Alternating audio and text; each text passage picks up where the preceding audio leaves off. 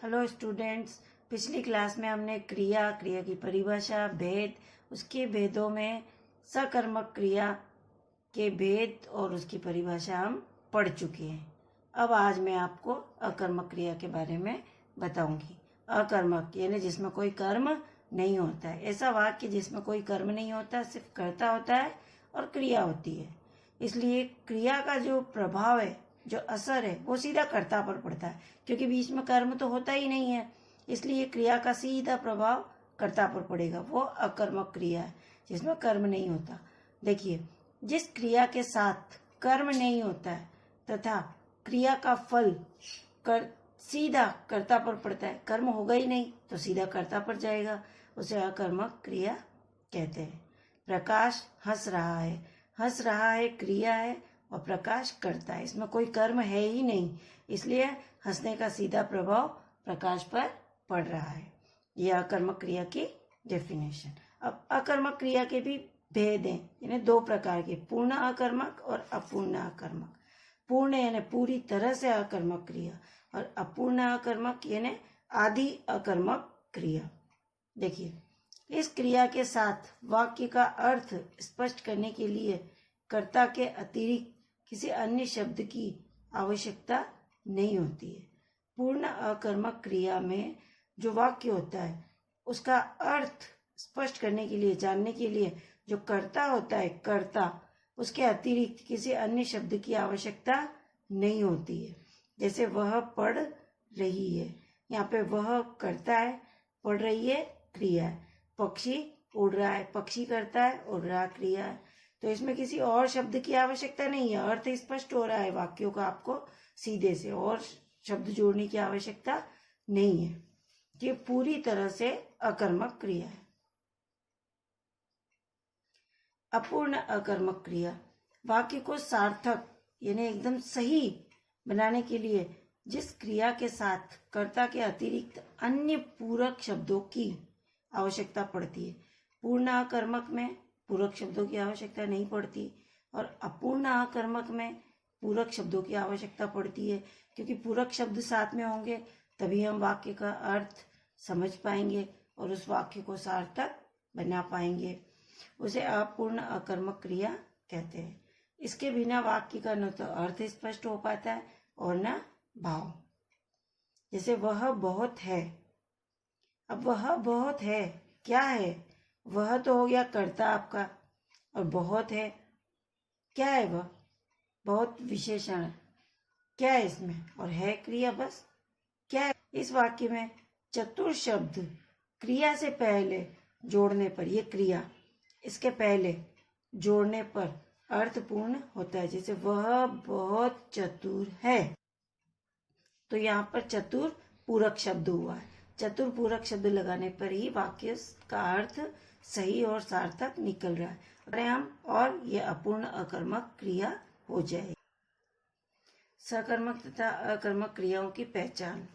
दोनों क्रियाओं को कैसे पहचानेंगे? तो सकर्मक तथा अकर्मक क्रियाओं की पहचान क्या और किसको शब्दों पर आधारित प्रश्न करने से होती है। कोई भी वाक्य है, अगर उसमें क्रिया शब्द है तो उस क्रिया शब्द के पहले क्या और किसको शब्द लगाकर प्रश्न बनाओ, और प्रश्न का अगर आपको उत्तर मिल जाता है तो वह सकर्मक क्रिया होगी।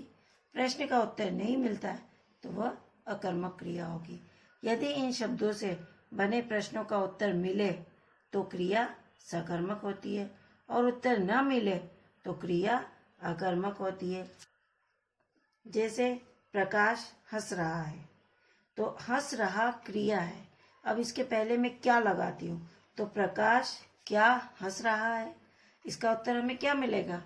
नहीं मिल रहा है ना, तो ये अकर्मक क्रिया है। इसी तरह से सकर्मक क्रिया का देखिए, बूढ़ा आम खाता है, खाता है क्रिया है। खाता है के पहले मैं क्या लगाऊं? तो बूढ़ा क्या खाता है? बूढ़ा आम खाता है। इसका उत्तर हमें मिल गया, तो ये सकर्मक क्रिया हुई। जैसे अध्यापक छात्रों को हिंदी पढ़ाते हैं, तो अध्यापक छात्रों को क्या पढ़ाते हैं? तो अध्यापक छात्रों को हिंदी पढ़ाते हैं। तो यह क्रिया शब्द के पहले क्या और किसको लगाकर अगर आपको सही उत्तर प्राप्त हो जाता है तो वह सकर्मक क्रिया होती है, और अगर उत्तर प्राप्त नहीं होता है तो वह अकर्मक क्रिया होगी। अब आते हैं आपके प्रयोग, रचना एवं अन्य आधार पर क्रिया के भेद।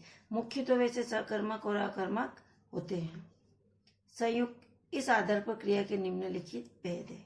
सबसे पहले संयुक्त क्रिया, दो या दो से अधिक धातुओं के योग से, धातु तो आप समझ गए ना, खा, पी, चल, पढ़, ये धातु है, इनके योग से बनने वाली क्रियाएं संयुक्त क्रियाएं कहलाती है। जैसे उसे बच्चा खेलता दिखाई दिया, इसमें दो धातु है, खेलता यानी खेल, दिखाई दिया यानी दिखा दिया, तो ये दो धातु हो गई। दो धातुओं के योग से बनने वाली क्रियाएं संयुक्त क्रियाएं कहलाती है। मतलब इसमें एक और दो क्रियाएं, इसलिए ये संयुक्त क्रिया कहलाती है। संयुक्त क्रिया के प्रकार, संयुक्त क्रियाएं जिन क्रियाओं के योग से बनती है वे चार प्रकार की होती है।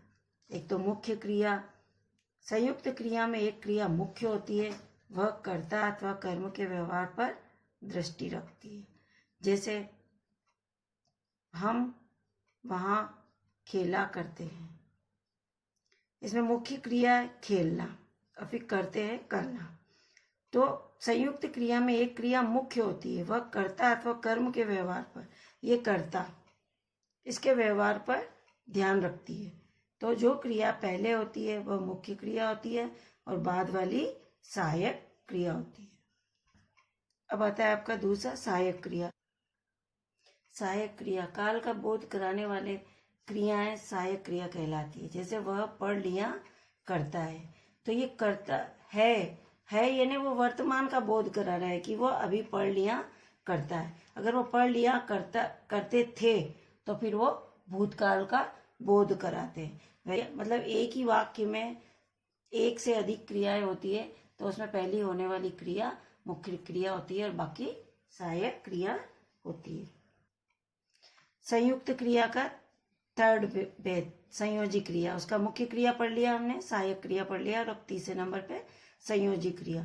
संयोजी क्रियाएं मुख्य क्रिया के पक्ष, उनकी वृत्ति तथा वाच्य की सूचना देती। वृत्ति यानी उनकी आदत, जैसे उसे पढ़ने दो।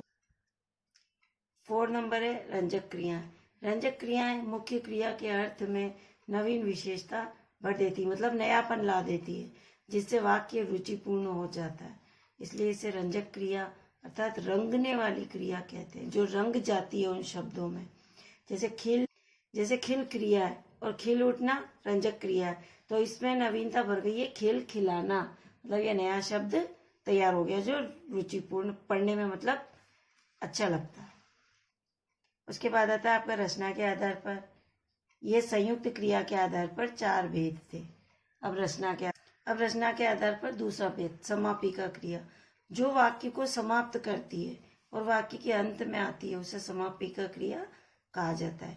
मधुमती मंच पर नृत्य करती है, ये करती है इस पूरे सेंटेंस की समाप्ति कर रहा है, इसलिए यहाँ पर समापिका क्रिया। समापिका क्रिया सबसे इजी है कि जहाँ वाक्य की समाप्ति हो रही है और जो अंत में क्रिया आ रही है वो समापिका क्रिया होती है।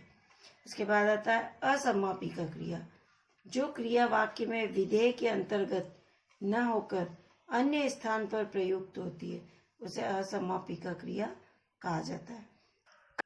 जिस प्रकार सामने बहता हुआ कमल अच्छा लगता है, तो ये बहता हुआ ये क्रिया यहाँ समाप्त नहीं हुई है, यानी कंटिन्यू चल रही है। कमल अच्छा लग रहा है यहाँ पर ये क्रिया समाप्त हुई है। नेक्स्ट है आपका प्रेरणार्थक क्रिया, जिस वाक्य में कर्ता स्वयं किसी कार्य को न करके किसी अन्य से उसे कराता है वह क्रिया प्रेरणार्थक क्रिया होती है। जैसे अध्यापक ने बच्चों से गीत गवाया, जैसे अध्यापक ने स्वयं गीत नहीं गाया, बच्चों को गीत गाने के लिए मोटिवेट किया, उनको प्रेरित किया, तो वो प्रेरणार्थक क्रिया कहलाएगी। पूर्वकालिक क्रिया, जब कर्ता एक क्रिया समाप्त करके दूसरी क्रिया करता है तो पहले समाप्त हुई क्रिया पूर्वकालिक क्रिया कहलाती। मतलब वो 2 क्रिया करता है लेकिन पहले वाली क्रिया को समाप्त करके ही दूसरी क्रिया को स्टार्ट करता है। इसमें पहली और दूसरी क्रिया के बीच कर लगा रहता है, कर प्रत्यय लगा रहता है।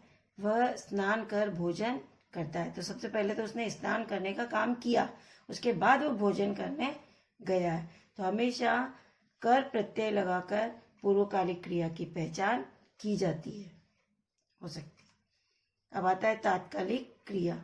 इसमें एक क्रिया की समाप्ति के बाद ही दूसरी पूर्ण क्रिया का संपन्न होना पाया जाता है। जैसे खाना खाते ही सारे मेहमान चले गए। खाना खाते ही मतलब खाना खाने का काम खत्म हो गया और तत्काल मतलब उन्होंने समय भी नहीं लगाया और सारे मेहमान चले गए। वो तात्कालिक क्रिया होती है कि मतलब एक क्रिया खत्म हुई और दूसरी क्रिया उसी समय शुरू हो गई और वो भी समाप्त हो गई। आज की हमारी क्लास में क्रिया का टॉपिक आपका समाप्त हो गया है। क्रिया की परिभाषा, उसके भेद, भेदों की परिभाषाएं और उदाहरण सारे हो चुके हैं। अब आपका नेक्स्ट क्लास में नेक्स्ट टॉपिक स्टार्ट किया जाएगा। ये क्रिया का जितना भी वर्क है आपको फिर कॉपी में करना है और लर्न करना है। सारी क्रियाओं को आपको फ्लो चार्ट के माध्यम से एक ही पेपर पर समझाना है। उसके बाद उसको क्रमानुसार डेफिनेशन और एग्जाम्पल के हिसाब से लिखना है। Thank you.